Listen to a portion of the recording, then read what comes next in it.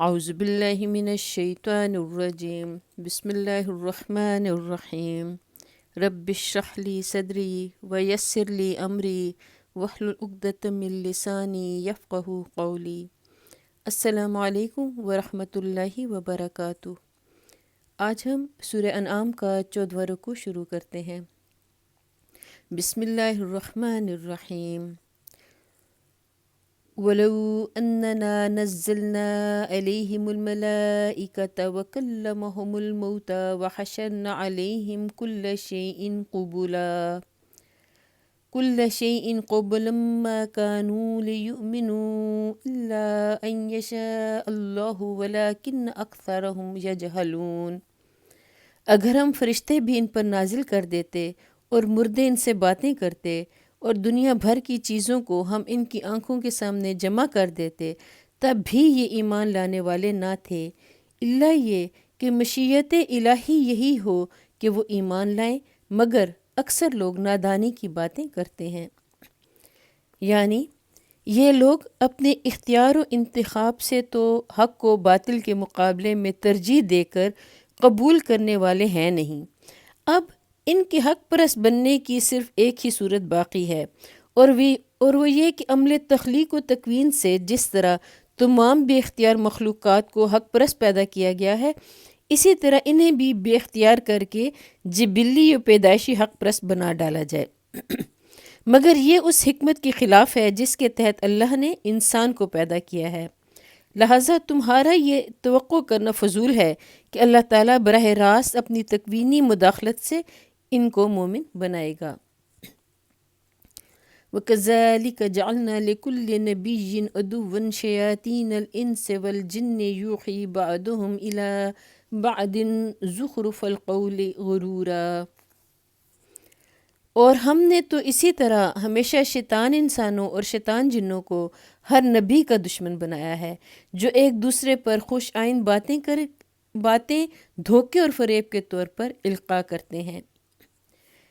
اللہ تعالیٰ نبی صلی اللہ علیہ وآلہ وسلم کو مخاطب کر کے کہہ رہے ہیں کہ یعنی آج اگر شیاطین جن و انس متفق ہو کر تمہارے مقابلے میں ایڑی چوٹی کا زور لگا رہے ہیں تو گھبرانے کی بات نہیں ہے، یہ کوئی نئی بات نہیں ہے جو تمہارے ہی ساتھ پیش آ رہی ہے۔ ہر زمانے میں ایسا ہی ہوتا آیا ہے کہ جب کوئی پیغمبر دنیا کو راہ راست دکھانے کے لیے اٹھا تو تمام شیطانی قوتیں اس کے مشن کو ناکام کرنے کے لیے کمر بستہ ہو گئیں۔ خوش آئند باتوں سے مراد وہ تمام چالیں اور تدبیریں اور شکوک و شبہات و اعتراضات ہیں جن سے یہ لوگ عوام کو داعی حق اور اس کی دعوت کے خلاف بھڑکانے اور اکسانے کا کام لیتے ہیں۔ پھر ان سب باتوں کو بحیثیت مجموعی دھوکے اور فریب سے تعبیر کیا گیا ہے، کیونکہ حق سے لڑنے کے لیے جو ہتھیار بھی مخالفین حق استعمال کرتے ہیں وہ نہ صرف دوسروں کے لیے بلکہ خود ان کے لیے بھی حقیقت کے اعتبار سے محض ایک دھوکہ ہوتے ہیں، اگرچہ بظاہر وہ ان کو نہایت مفید اور کامیاب ہتھیار نظر آتے ہیں۔ وَلَوْ شَاءَ رَبُّكَ مَا فَعَلُوهُ فَذَرْهُمْ وَمَا يَفْتَرُونَ۔ اگر تمہارے رب کی مشیت یہ ہوتی کہ وہ ایسا نہ کریں تو وہ کبھی نہ کرتے۔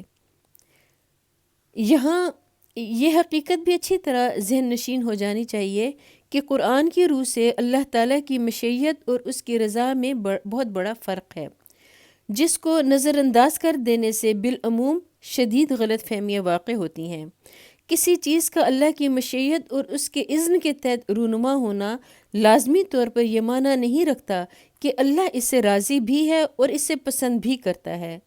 دنیا میں کوئی واقعہ کبھی صدور میں نہیں آتا جب تک اللہ اس کے صدور کا اذن نہ دے اور اپنی عظیم الشان اسکیم میں اس کے صدور کی گنجائش نہ نکالے اور اسباب کو اس حد تک سازگار نہ کر دے کہ وہ واقعہ صادر ہو سکے۔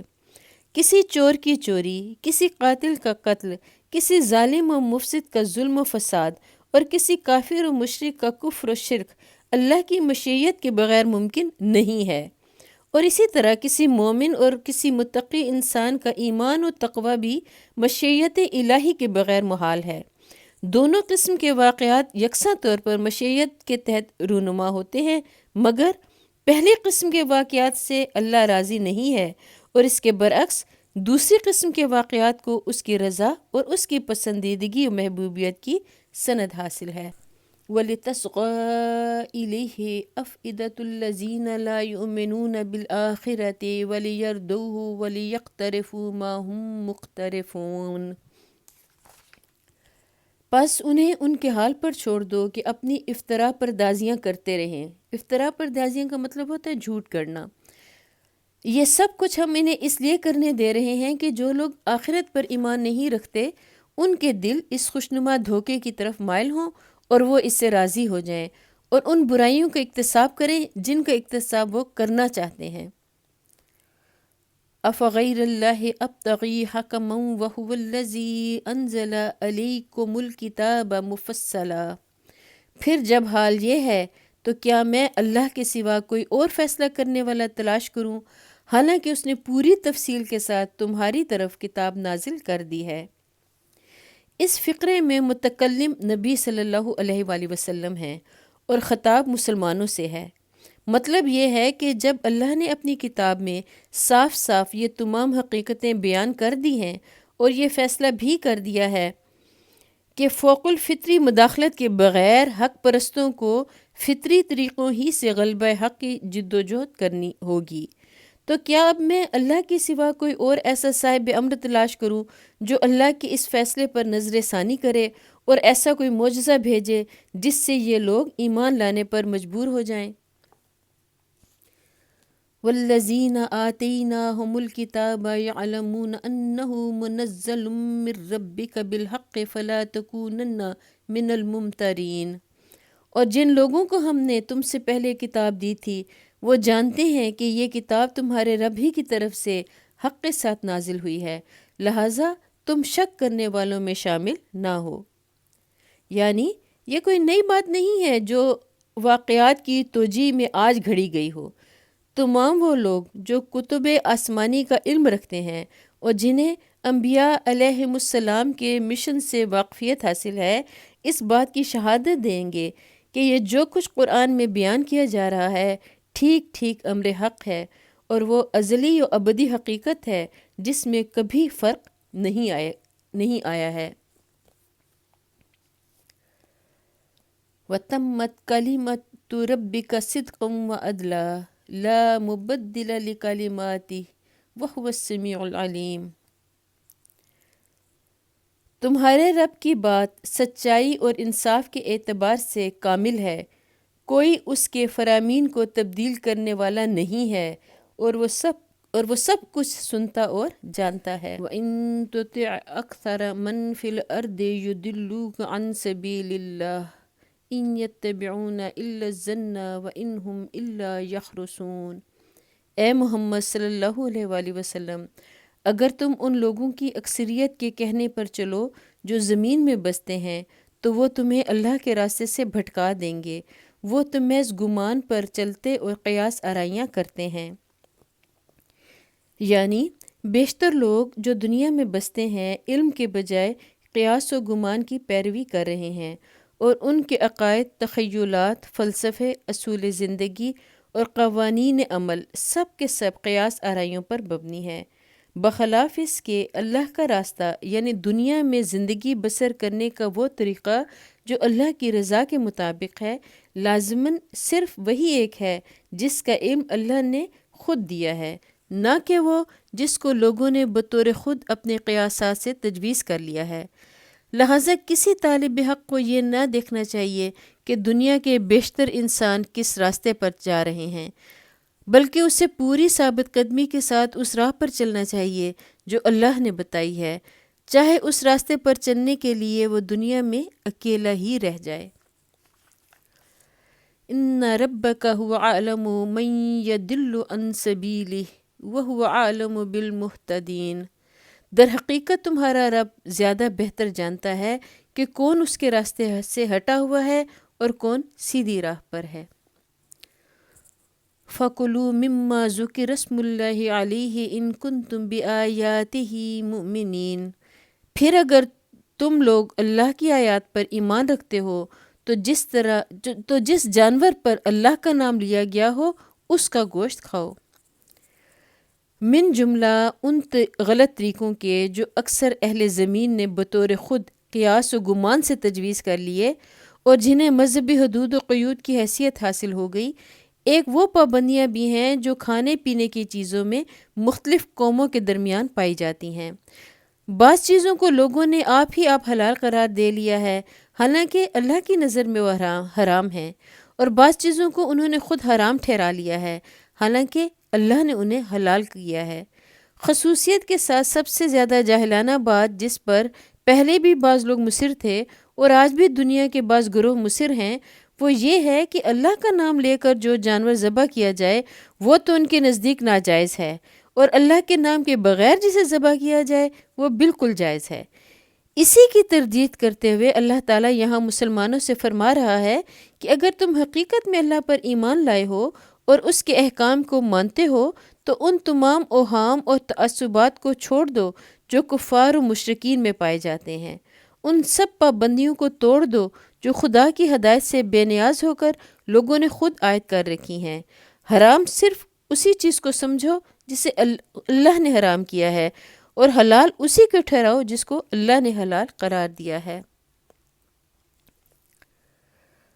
وَمَا لَكُمْ أَلَّا تَأْكُلُوا مِمَّا ذُكِرَ اسْمُ اللَّهِ عَلَيْهِ وَقَدْ فَصَّلَ لَكُم مَّا حَرَّمَ عَلَيْكُمْ إِلَّا مَا اضْطُرِرْتُمْ إِلَيْهِ، آخر کیا وجہ ہے کہ تم وہ چیز نہ کھاؤ جس پر اللہ کا نام لیا گیا ہو، حالانکہ جن چیزوں کا استعمال حالت اضطرار کے سوا دوسری تمام حالتوں میں اللہ نے حرام کر دیا ہے، ان کی تفصیل وہ تمہیں بتا چکا ہے۔ اس کی تفصیل سورۃ نحل میں پائی جاتی ہے، اور اس اشارے سے ضمناً یہ بھی محقق ہوا کہ سورہ نحل اس سورت سے پہلے نازل ہو چکی تھی۔ وَإِنَّ كَثِيرًا لَيُضِلُّونَ بِأَهْوَائِهِمْ بِغَيْرِ عِلْمٍ إِنَّ رَبَّكَ هُوَ أَعْلَمُ بِالْمُعْتَدِينَ۔ بکثرت لوگوں کا حال یہ ہے کہ علم کے بغیر محض اپنی خواہشات کی بنا پر گمراہ کن باتیں کرتے ہیں، ان حد سے گزرنے والوں کو تمہارا رب خوب جانتا ہے۔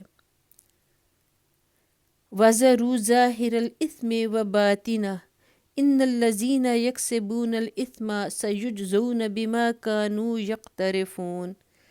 تم کھلے گناہوں سے بھی بچو اور چھپے گناہوں سے بھی۔ جو لوگ گناہ کا اکتساب کرتے ہیں وہ اپنی اس کمائی کا بدلہ پا کر رہیں گے۔ وَلَا تَأْكُلُوا مِمَّا لَمْ يُذْكَرِ اسْمُ اللَّهِ عَلَيْهِ وَإِنَّهُ لَفِسْقٌ وَإِنَّ الشَّيَاطِينَ لَيُوحُونَ إِلَىٰ أَوْلِيَائِهِمْ لِيُجَادِلُوكُمْ وَإِنْ أَطَعْتُمُوهُمْ إِنَّكُمْ لَمُشْرِكُونَ۔ اور جس جانور کو اللہ کا نام لے کر ذبح نہ کیا گیا ہو اس کا گوشت نہ کھاؤ، ایسا کرنا فسق ہے۔ شیاطین اپنے ساتھیوں کے دلوں میں شکوک و اعتراضات القاء کرتے ہیں تاکہ وہ تم سے جھگڑا کریں، لیکن اگر تم نے ان کی اطاعت قبول کر لی تو یقیناً تم مشرک ہو۔ اللہ تعالیٰ فرماتے ہیں کہ شیاطین اپنے ساتھیوں کے دلوں میں شکوک و اعتراضات القاء کرتے ہیں تاکہ وہ تم سے جھگڑا کریں۔ پھر اللہ تعالیٰ کہتے ہیں لیکن اگر تم نے ان کی اطاعت قبول کر لی تو یقیناً مشرک ہو۔ یعنی ایک طرف اللہ کی خداوندی کا اقرار کرنا اور دوسری طرف اللہ سے پھرے ہوئے لوگوں کے احکام پر چلنا اور ان کے مقرر کیے ہوئے طریقوں کی پابندی کرنا شرک ہے۔ توحید یہ ہے کہ زندگی سراسر اللہ کی اطاعت میں بسر ہو۔ اللہ کے ساتھ اگر دوسروں کو اعتقاداً مستقل بالذات مطاع مان لیا جائے تو یہ اعتقادی شرک ہے، اور اگر عملاً ایسے لوگوں کی اطاعت کی جائے جو اللہ کی ہدایت سے بے نیاز ہو کر خود امر و نہی کے مختار بن گئے ہوں تو یہ عملی شرک ہے۔ سورۃ الانعام کا 14واں رکوع یہاں مکمل ہوتا ہے۔ اللہ تعالیٰ سے دعا ہے کہ ہم نے جو پڑھا جو سنا اس پر ہمیں بہترین طریقے سے عمل کرنے کی توفیق عطا فرمائے۔ اللہ تعالیٰ ہمارے گناہوں کو معاف فرمائے، ہمیں توبہ کی توفیق عطا فرمائے۔ قرآن مجید پڑھتے ہوئے مجھ سے غلطی ہو گئی ہو تو اللہ تعالیٰ مجھے معاف فرمائے۔ وآخر دعوانا ان الحمد للہ رب العالمین۔